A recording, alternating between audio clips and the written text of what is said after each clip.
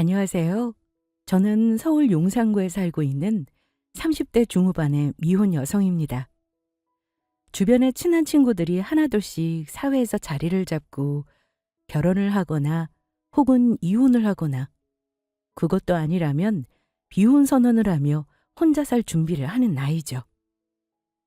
서른이 되었을 즈음에 인생의 터닝 포인트를 찾던 저는 조금 이르다 싶은 시기에 다니고 있던 회사를 그만두게 되었습니다. 퇴사를 하기까지에는 여러 가지 이유가 있었지만 그 중에서도 딱 한 가지 결정적인 이유가 있었습니다. 다혜야, 너 진짜로 회사 그만둘 거야?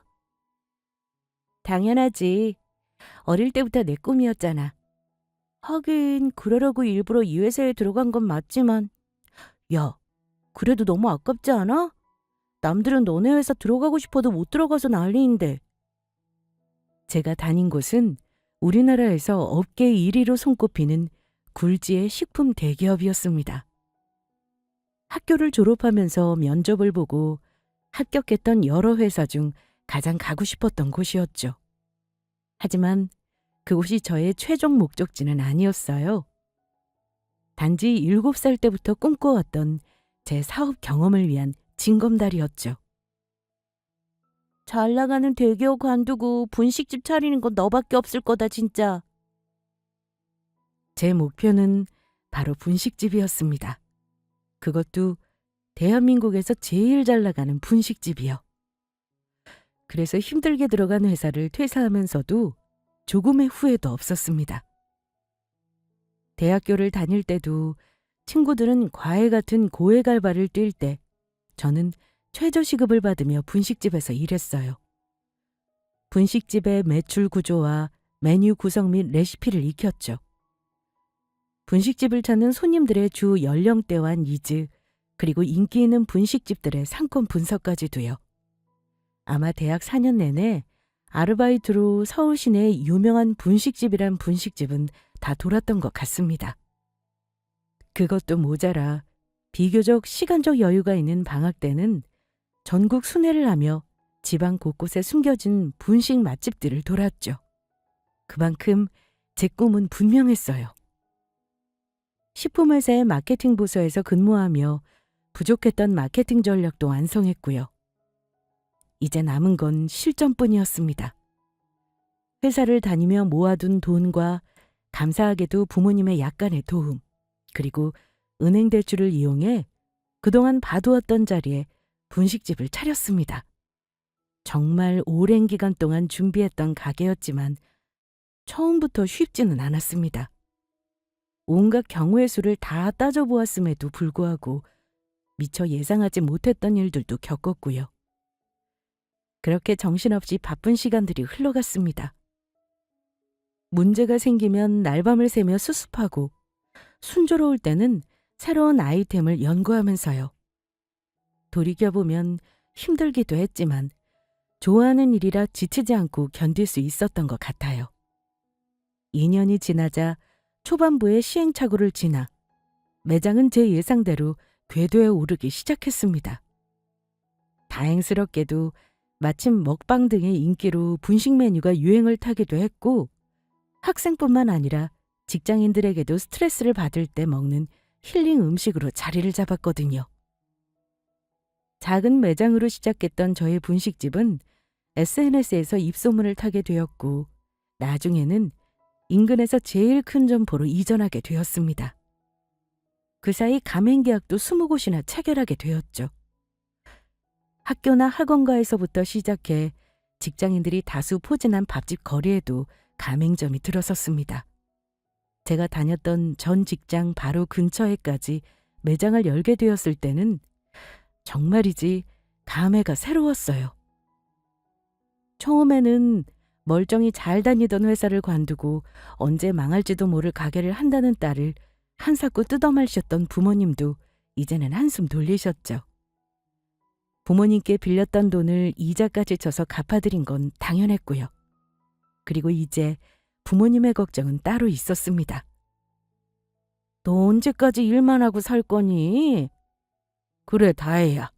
일도 좋지만 아빠는 더 늦기 전에 네가 가정도 이루고 아기도 낳고 행복하게 살았으면 좋겠다. 뭐 결혼은 뭐 저 혼자예요? 그리고 지금은 바빠서 누굴 만날 시간도 없어요. 아시면서. 예, 그러지 말고 이번 주말에 내려와서 선이라도 좀 봐라. 내 친구 아들인데 외국에서 일하다 마침 아예 한국으로 들어왔다네? 애가 성격도 좋고 성실하고 그렇게 사람이 괜찮다더라.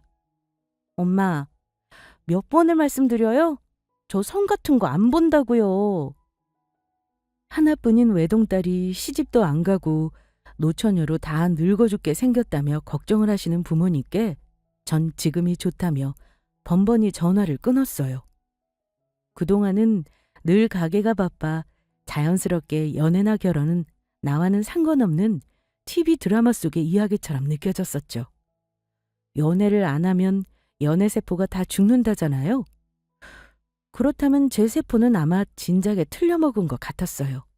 매일같이 집과 일만 반복하다 보니 일상에서는 누굴 만날 접점도 없었고, 그렇다고 적극적으로 남자를 찾아 나서기엔 체력도 의욕도 없었죠. 그렇게 부모님의 잔소리와 제 귀찮음 속에서 하루하루가 흘러갔습니다. 모르겠다. 어차피 만나게 될 인연이라면 어떻게든 만나지겠지 하는 안일함도 있었고요. 그러던 어느 날 밤 응원하는 야구팀의 개막 경기를 보기 위해 어렵게 티켓팅을 했습니다.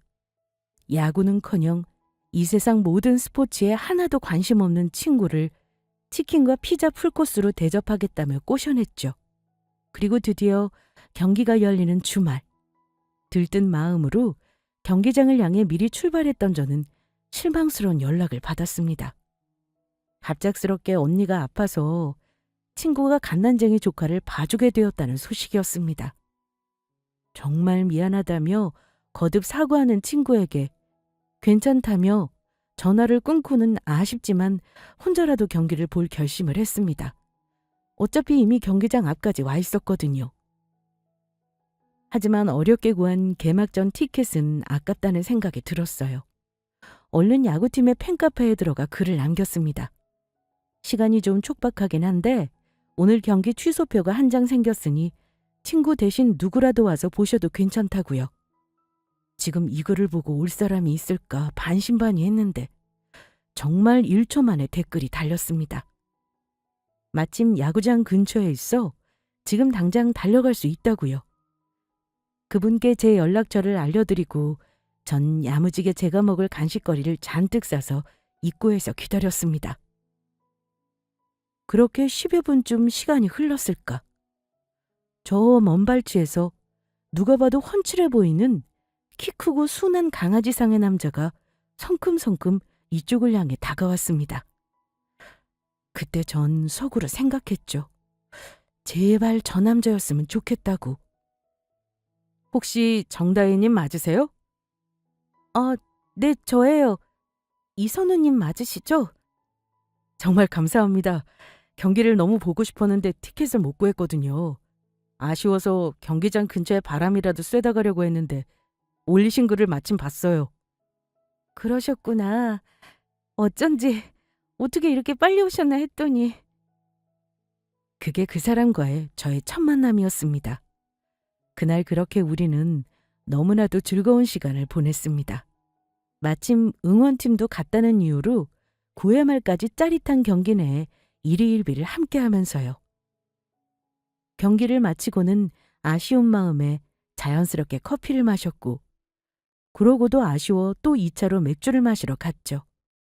그리고 우리는 그 다음 경기도 그 다음 경기도 함께 했습니다. 그 사람과의 데이트는 늘 즐거웠습니다. 식상한 얘기지만 정말 운명 같았어요. 대리만족이나 하자며 소파 위에 드러누워 즐겨보던 연애 예능 프로에서나 가능할 것 같았던 만남이었죠. 알아갈수록 그 남자는 천성이 선했고 따뜻하고 밝은 사람이었습니다.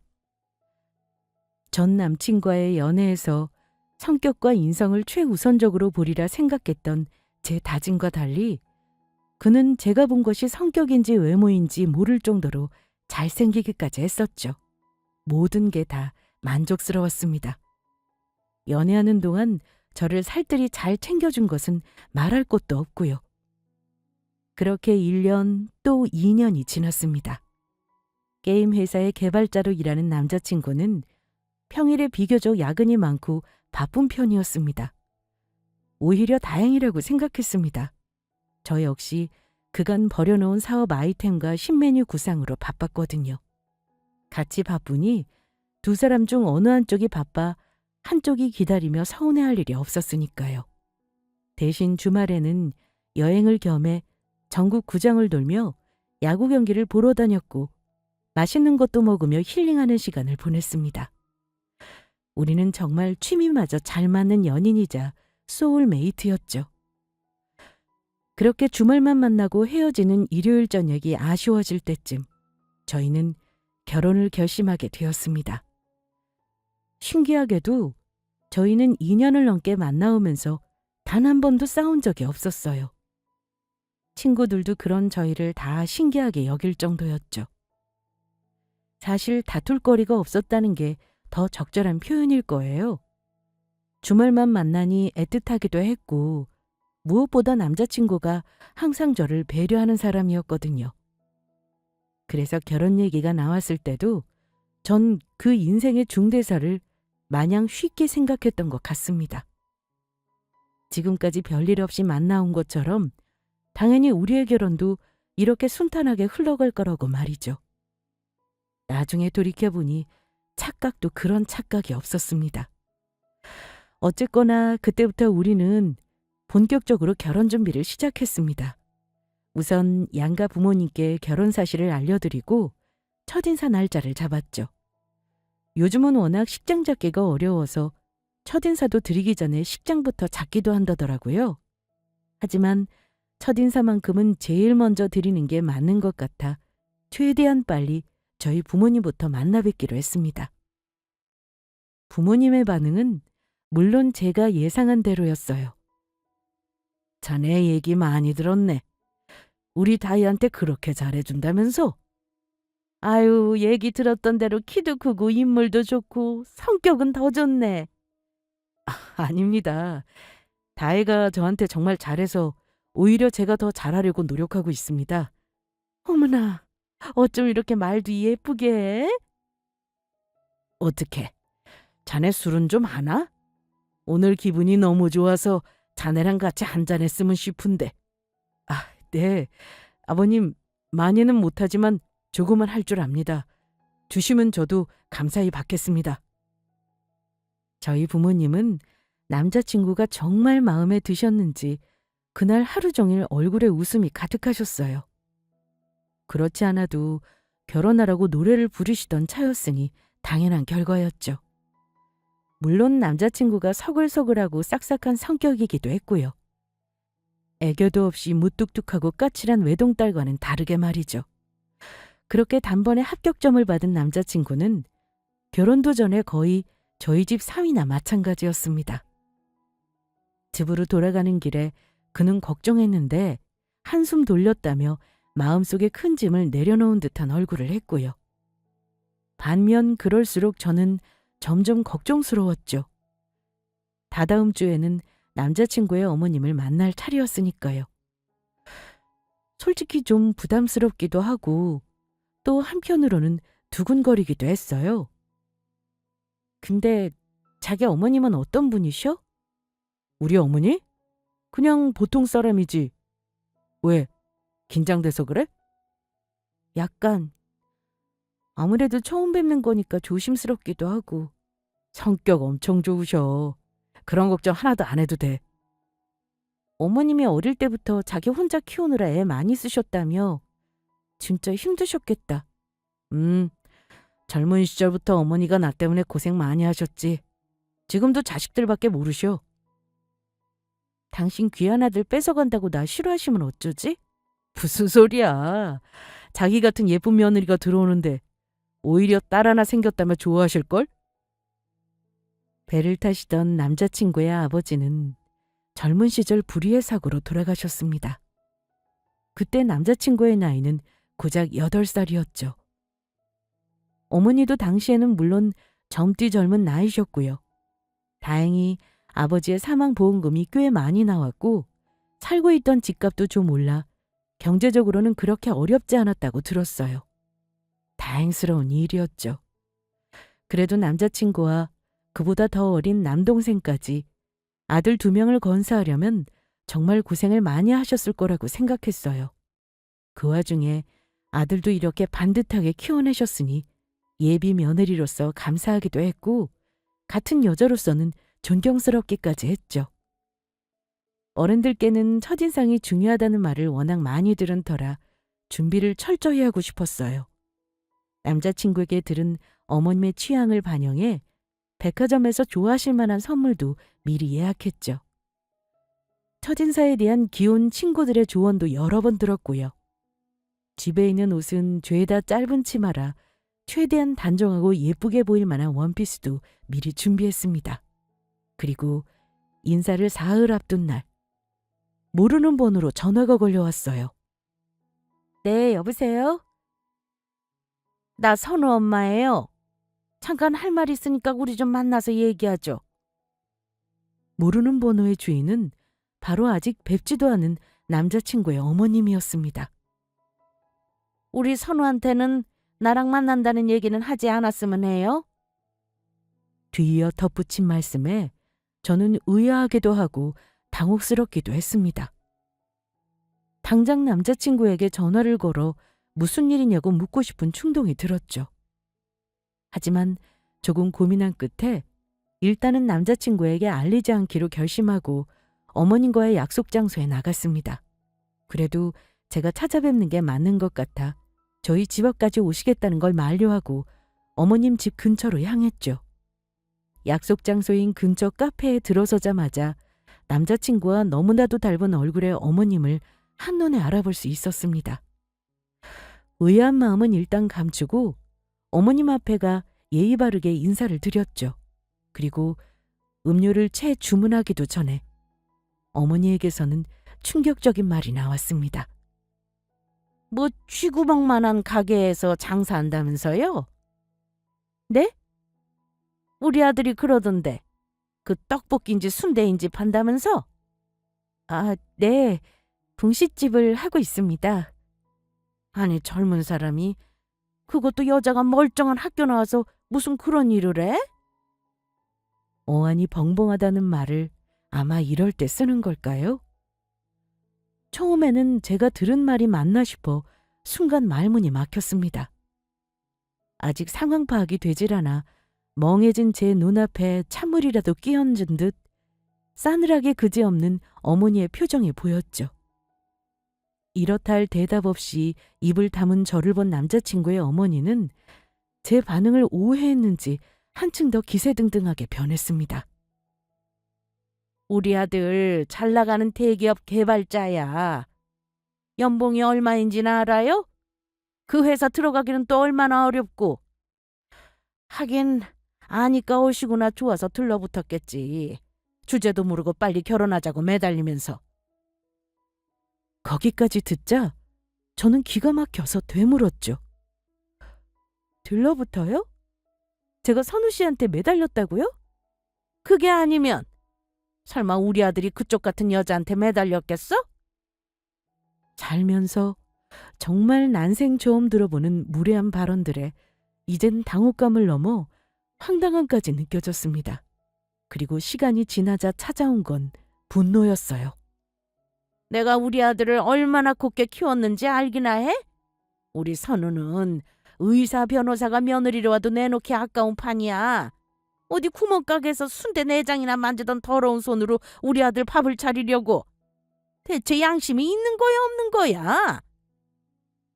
전 그제서야 문득 구멍가게에서 순대 내장이나 만지던이라는 워딩의 근원지에 대해 생각하게 되었죠.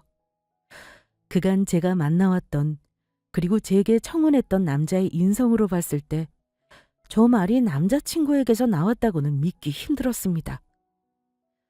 그리고 그때야 2년도 훌쩍 지난 우리의 대화들이 떠올랐죠. 전 게임 회사에서 개발자로 일하는데 다혜 씨는 무슨 일 하세요? 전 그냥 분식집 하고 있어요. 그때가 아마 썸의 끝 무렵 혹은 연애의 극 초반기쯤이었죠. 남자친구나 저나 서로에 대한 기본적인 신상도 모르던 시절이었습니다. 그 당시에는 아직 이 연애의 향방을 알 수 없던 때라 하는 일을 비롯해 자세한 것들을 오픈하기가 꺼려지기도 했고요. 직업을 묻는 그 사람에게 대수롭지 않게 답변했던 기억이 떠올랐습니다. 나중에 언젠가 다시 물어오면 그때는 자세히 설명해야겠다는 생각을 했던 것도요. 그리고 그 뒤로는 2년의 연애에서 한 번도 우리가 서로의 일에 관해 자세한 얘기를 나눈 적이 없다는 사실을 깨달았습니다. 남들이 들으면 대체 어떻게 2년이 지날 동안이나 그런 걸 숨길 수가 있냐며 오해할 만도 했죠. 하지만 솔직히 말하면 저도 억울한 감이 있었어요. 저는 제가 잘 벌고 있으니 남자친구의 수입에 전혀 관심이 없었거든요. 여차하면 제가 상대를 먹여 살릴 계획도 있었고요. 남자친구도 아마 같은 생각을 하고 있었던 게 아닐까. 이제 돌이켜보면 그렇게 추측할 뿐이었죠. 누구도 먼저 서로의 일에 관해 묻지 않으니 자연스럽게 이 화제는 우리의 대화에서 지워졌고요. 하지만 이 모든 오해는 거기에서 빚어졌어요. 이비 며느리가 무슨 일을 하느냐는 말에 그냥 분식집을 한다고 무심히 전달했을 남자친구의 모습도 함께 그려졌죠. 이게 누구 인생을 망치려고. 난 죽었다 깨어나도 이 결혼 절대 허락 못하니까 좋은 말 할 때 우리 아들이랑 헤어져. 이런 생각들을 하는 사이 상황은 더 극적으로 치닫고 있었죠. 예의상 썼던 존대도 온데간데 없이 눈앞에는 천만남에 듣도 보도 못한 악다구니를 써가며 절 까내리는 여자가 있었습니다. 왜 대답이 없어? 우리 선우 발목 잡지 말고 헤어지라고! 내 말 알아들었어? 상황이 여기까지 이르자 저도 더 이상은 참을 수가 없었습니다. 제가 감당할 수 있는 한계를 넘었다는 생각만이 들었었죠. 네, 저도 이 결혼 생각 없으니까 아줌마 뜻대로 하세요. 뭐, 아줌마? 이제 우리 더 볼 사이도 아닌데 남이면 아줌마죠? 뭐 할머니라고 불러드려요? 그 여자는 제가 내뱉은 아줌마라는 말에 발작하듯 소리를 질렀어요. 내로남불이라더니 지금껏 본인이 제게 했던 막말들은 까마귀 고기라도 씹은 것 마냥 새까맣게 잊은 듯 했죠. 이제 더 생각해 볼 것도 없었어요. 그 길로 저는 남자친구에게 연락을 해서 헤어짐을 통보했습니다. 우리 헤어지자. 뭐? 갑자기 무슨 말이야? 미안한데 나 이 결혼 못해. 아니 안 해. 다짜고짜 이게 무슨 소리야? 다야, 일단 우리 만나서 얘기해. 됐으니까 자세한 건 자기 어머니한테 물어봐. 다시는 나한테 연락하지 마. 끊어. 갑작스런 이별 통보를 받아들일 수 없었던 남자친구는 그 뒤로도 몇 번이나 저희 집을 찾아왔어요. 전 제가 들은 말을 토시 하나 빠뜨리지 않고 그대로 전달했습니다. 정말 어느 것 하나 빼거나 더하지 않고요. 처음에는 그 사람은 제 말을 믿지 않더라고요. 나중에는 충격받은 얼굴로 그러더군요. 우리 어머니가 그럴 사람이 아닌데 서로 오해가 있는 것 같다면서요. 그 아줌마가 자기 아들에게 무슨 얘기를 어떻게 전달했는지는 모르겠지만 알고 싶지도 않았어요. 사실대로 전하지 않았다고 해도 본인에게 유리한 쪽으로만 얘기했다고 해도 상관없었어요. 오해를 푸는 것도 다시 만날 생각이 있을 때에나 필요한 행위니까. 한편으로는 남자친구가 딱하다는 생각도 들었어요. 그 오랜 세월 동안 자신의 어머니가 성격이 좋다고 믿어 의심치 않는 아들이었으니 지금의 상황이 혼란스러울 만도 했죠. 그렇게 우리의 결혼도 2년간의 연애도 종지부를 찍었습니다. 남자친구를 사랑하긴 했지만 그의 어머니까지 좋아할 자신은 없었어요.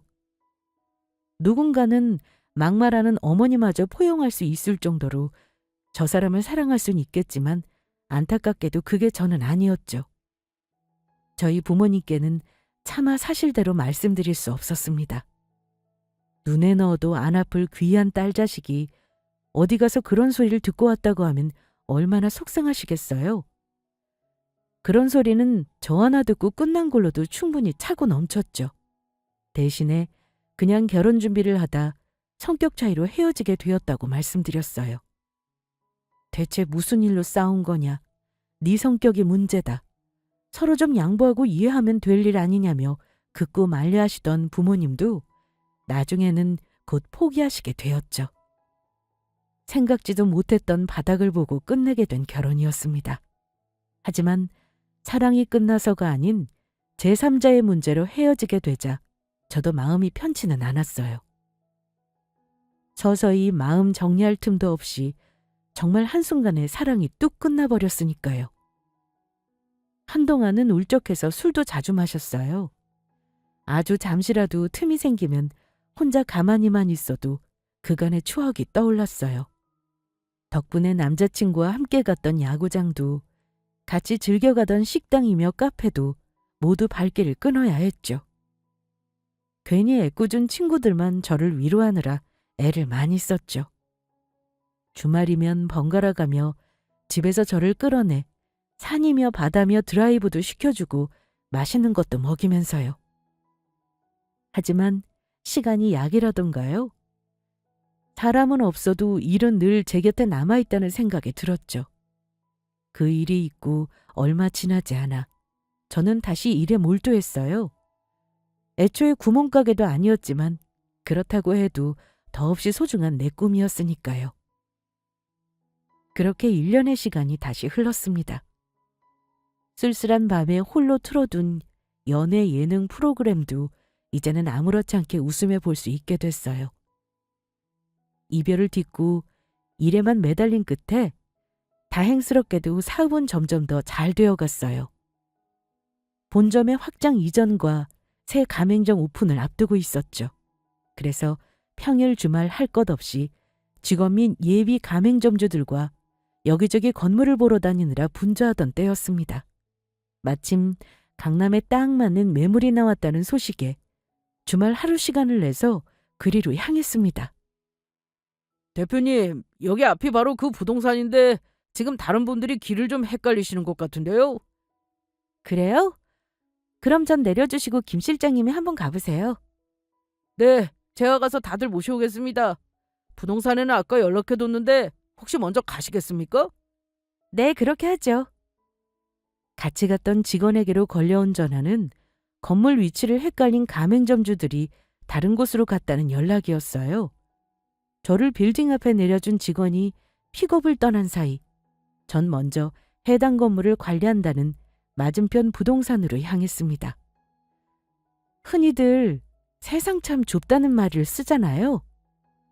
정말 새삼스럽게 그 말을 실감했습니다.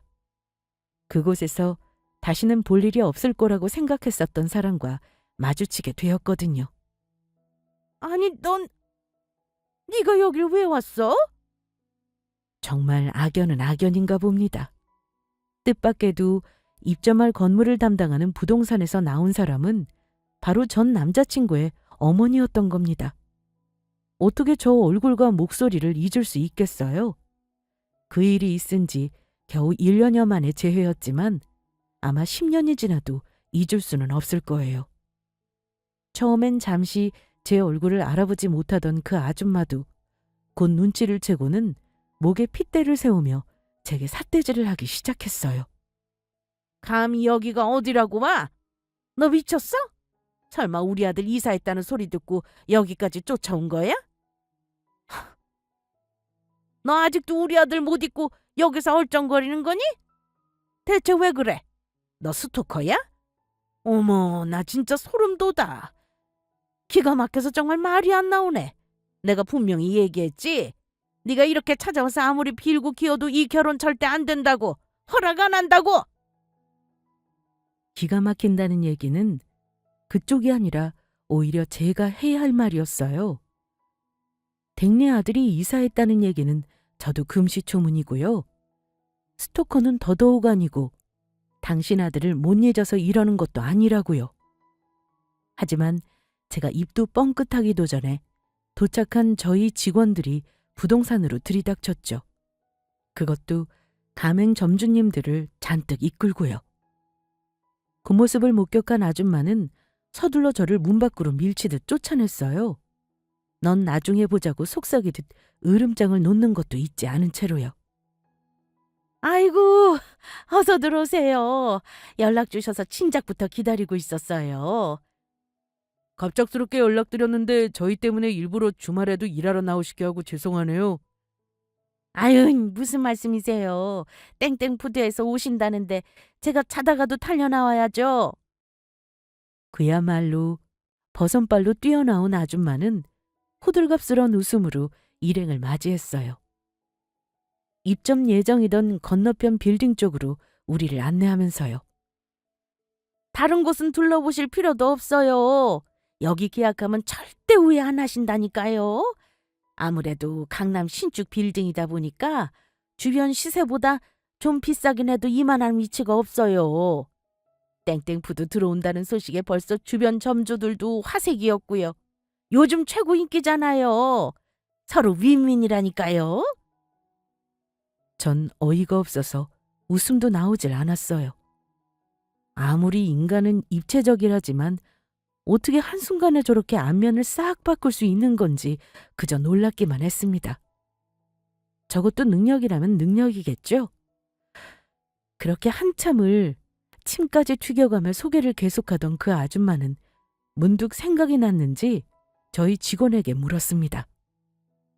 그런데 여기서 어느 분이 대표님이세요? 여기 이쪽 분이 저희 땡땡푸드 대표님이세요. 다른 분들은 다 직원들이랑 가맹점주님들이시고요. 어머, 그러시구나. 대표님이시기라길래 전 연세 지긋한 분만 찾았지 뭐예요. 이렇게 젊으신 분이 능력도 좋으시... 아줌마는 직원들의 소개로 제 쪽으로 천천히 다가오며 칭찬을 늘어놓기 시작했어요. 그리고 마침내 일행들의 맨 뒤에서 팔짱을 끼고 서 있는 제 얼굴을 확인한 순간이었습니다.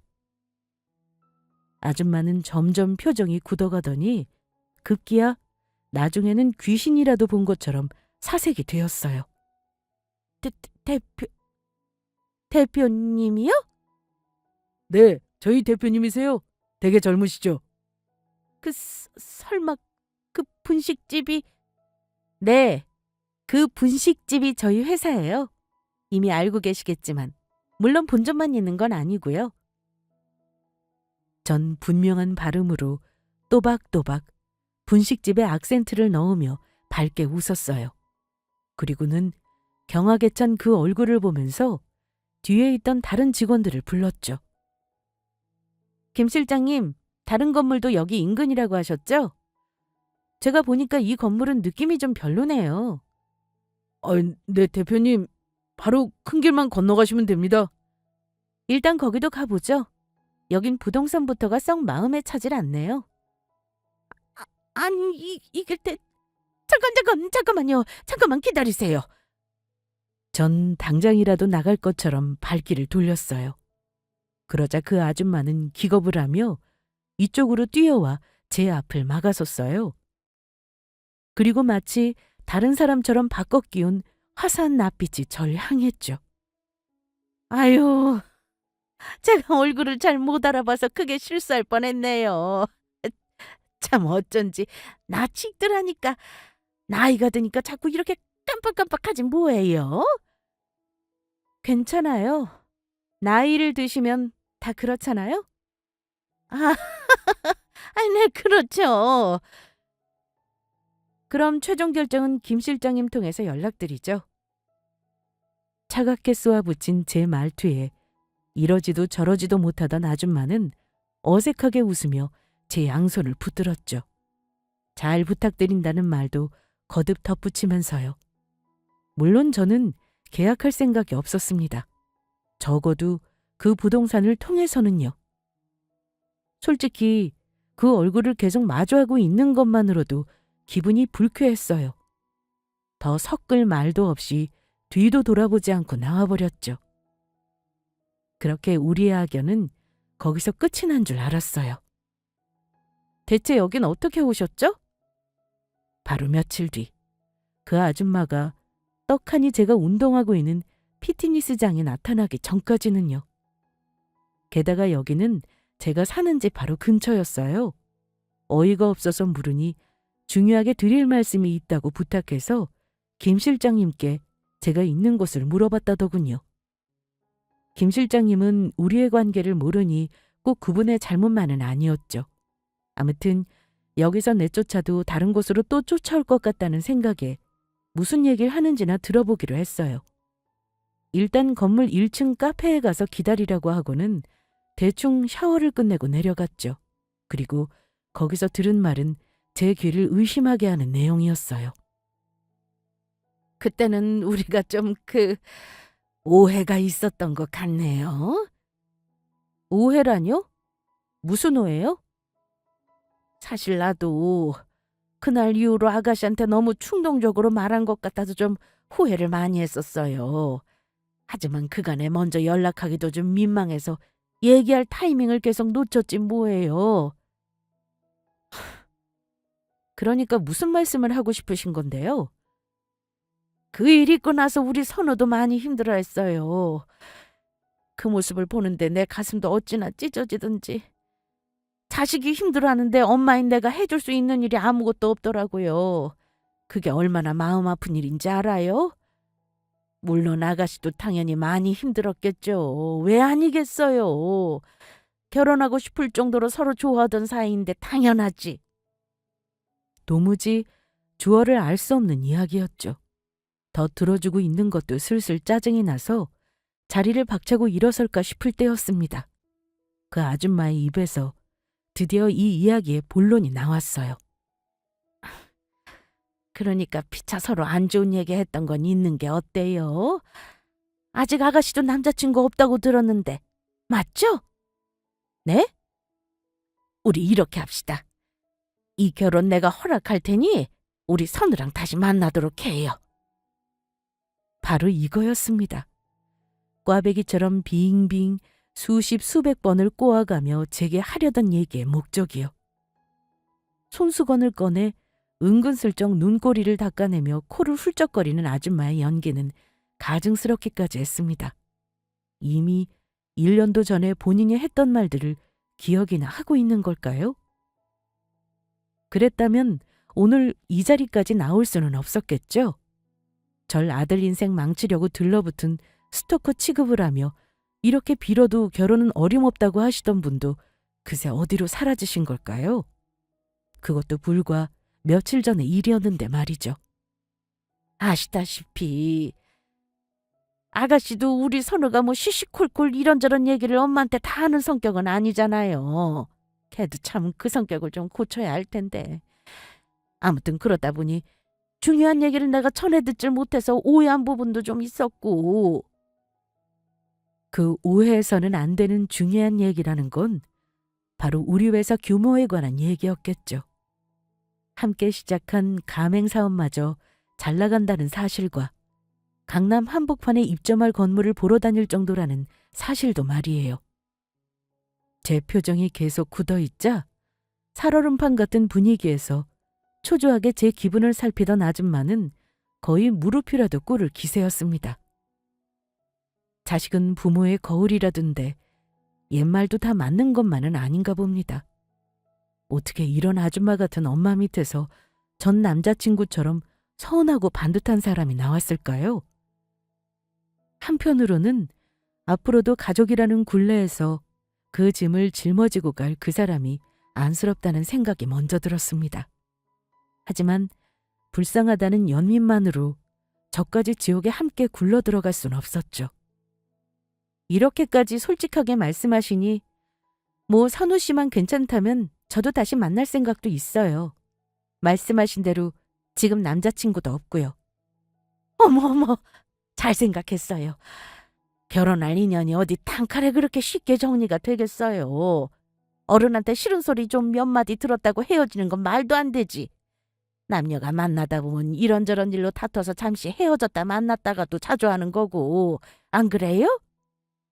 제 말이 채 끝나기도 전에 아줌마는 날아갈 것처럼 기뻐하며 제 손을 덥석 잡아왔습니다. 전 잠시 그 손을 내려다보다 말을 이었죠. 결혼도 허락하신다니 빠른 시일 내에 하고 싶고요. 아유, 남녀가 그 나이 되도록 만났으면 당연히 결혼하는 거죠. 최대한 빠른 시일 내에 상견례 날짜까지 잡는 게 어때요? 우리 쪽이야 뭐 아무 날짜나 다 괜찮으니까 전부 사돈댁 시간에 맞출 수 있고요. 이렇게도 쉽게 긍정의 대답을 얻어내자 오히려 허탈한 기분이 들었습니다. 만약 우리가 처음부터 모든 것을 오픈하고 만났더라면 남자친구와 저의 미래는 어땠을까요? 우리 둘은 지금쯤 이미 결혼을 했을까요? 그런데 한 가지 문제가 있어요. 문제라니 뭐예요? 마치 이 결혼에 티끌만큼의 방해가 될 만한 문제가 있다면 그게 뭐든 내가 다 치워주겠다는 미소가 보였어요. 그날 제게 마치 악기라도 들린 것처럼 소리 지르던 모습은 상상조차 못할 만큼 완전히 다른 사람 같았죠. 이제 해외 가맹 사업도 추진하려고 해서 아무래도 제 일이 많이 바빠질 것 같거든요. 그래서 선우 씨가 회사를 관두고 제 일을 도와서 같이 했으면 싶어서요. 어머님은 어떻게 생각하세요? 그런 당연한 걸 뭘 물어요? 이제 결혼하는데 부부 사이에 내 회사, 네 회사가 어디 있다고. 와이프 회사가 곧 남편 회사인데 당연히 서로 도우면서 같이 잘 해나가야죠. 어머, 어머님도 찬성하시는 거예요? 말을 해서 뭐해? 아무 걱정 말아요. 내가 우리 선우 얼른 지금 다니는 회사 관두라고 시킬 테니까. 아무리 좋은 회사를 다닌들 그게 다 무슨 소용이에요. 뼈 빠지게 일해서 결국 남 좋은 일 시키는 거지 뭐. 남자는 결국에는 자기 사업을 해야 하는 법이라니까. 당장 관두고 하루라도 빨리 땡땡푸드 일 넘겨받으라고 해요. 제 말을 듣자 아줌마는 만면에 희색이 가득했어요. 그 머릿속에 지금쯤 무슨 생각을 하고 있는지는 안 들어봐도 뻔했죠. 벌써 제 회사가 본인 아들 회사나 마찬가지인 양 말하는 꼴에 웃음이 나려는 걸 참느라 제 허벅지를 꼬집어야 할 지경이었어요. 하지만 아직 하이라이트가 남아 있었죠. 그럼 저는 어머님만 믿고 있을게요. 혹시 회사 관두라고 하면 선우 씨가 싫어할 수도 있으니까 어머니가 선우 씨 좀 잘 설득해 주세요. 요즘 순대 내장 잡내 제거가 잘 안 돼서 골치거든요. 어린 직원들한테 맡겨놨더니 일하는 게 영 시원찮네요. 뭐라고요? 아시다시피 제 회사가 순대 내장 만지는 게 주 업무잖아요. 손은 좀 더러워지기는 한데 뭐 누군가는 해야 되는 일이니까요. 어머님 말씀대로 제 회사가 곧 선우 씨 회사잖아요.